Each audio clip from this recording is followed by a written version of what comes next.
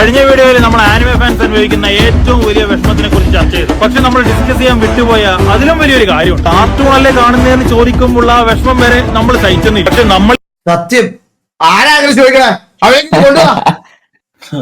കണ്ടിട്ടുള്ള ഓരോ കാര്യങ്ങളും, അത് ഇമോഷൻസ് ആയിക്കോട്ടെ, പെയിൻ ആയിക്കോട്ടെ, ഡ്രാമ ആയിക്കോട്ടെ, വാർ ആയിക്കോട്ടെ, ഫൈറ്റ് സീൻ ആയിക്കോട്ടെ, ആക്ഷൻസ് ആയിക്കോട്ടെ, സോങ് ആയിക്കോട്ടെ, ബാക്ക് സ്റ്റോറീസ് ആയിക്കോട്ടെ, അത്രമാത്രം ത്രില്ലിംഗ് ആയിട്ടുള്ള പീക്ക് ഇമോഷണൽ ഡെപ്ത് ഉള്ള സീൻസ് ആയിക്കോട്ടെ, ഇതെല്ലാം കണ്ടു കഴിഞ്ഞിട്ട് മറ്റൊരാളോട് പറയാൻ പറ്റാണ്ട് മനസ്സിൽ വെച്ച് നടക്കുമ്പോൾ ഒരു വിഷമമുണ്ടല്ലോ. കൂടെയുള്ള കൂട്ടുകാരനെ കുറിച്ച് അറിഞ്ഞുകൂടാ, കൂടെ നടക്കുന്നവന്മാർക്ക് ഒന്നിനെ കുറിച്ച് അറിഞ്ഞുകൂടാ, കൂടെ പണിയെടുക്കുന്നവന്മാർക്കാണെങ്കിൽ പറയേ വേണ്ട, അച്ഛൻ അറിഞ്ഞൂടാ, അമ്മക്ക് അറിഞ്ഞൂടാ, സിബ്ലിങ്സിനാണെങ്കിൽ ഒട്ടും അറിഞ്ഞൂടാ.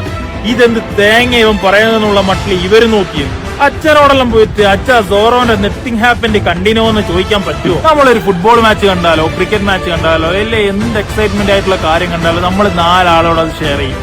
പക്ഷെ ഇത്രയും എക്സ്പീരിയൻസ് ചെയ്ത, ഇത്രയും എക്സൈറ്റ്മെന്റ് ആയിട്ടുള്ള ഒരു സീരീസ് കണ്ടിട്ട് ആരോടും അത് പറയാൻ പറ്റാത്ത, അല്ലെങ്കിൽ അതിന്റെ ത്രില്ല് പറയാൻ പറ്റാണ്ട് നിൽക്കുമ്പോഴുള്ള ഒരു അവസ്ഥയില്ലേ ഓൾ ആനിമെ ഫാൻസ്, നിങ്ങളെ വിഷമം എനിക്ക് മനസ്സിലാവും. ഈ ഒരു ഫീലിംഗ് നിങ്ങൾക്ക് എപ്പെങ്കിലും തോന്നിയിട്ടുണ്ടെങ്കിൽ ഞാൻ പലവട്ടം പറയണമെന്ന് വിചാരിച്ചാണ് ഈ കാര്യം ലൈവില്. ഈ വിഷമം മാറ്റാൻ വേണ്ടിയിട്ട് നിങ്ങൾ ഏത് ഫ്രണ്ടിനോടാണ് ആനിമെ കാണണമെന്ന് പറഞ്ഞ് അവനെ തുടങ്ങിപ്പിച്ചത് എന്ന് ഈ കമന്റ് ബോക്സിൽ മെൻഷൻ ചെയ്യും.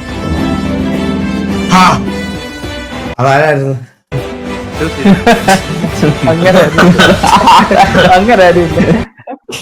എനിക്കറിയാം ഡൈഹാർഡ് ആനിമി ഫാൻ എന്നുള്ള രീതിയിൽ എനിക്ക് വിഷമം നന്നായിട്ട് മനസ്സിലാവും. അങ്ങനെ ആരടുത്ത് പറയുമ്പോ ഇവന്മാർക്കൊക്കെ പുച്ഛമാണ്. എനിക്ക് നല്ല relatable video. Thank you so much bro.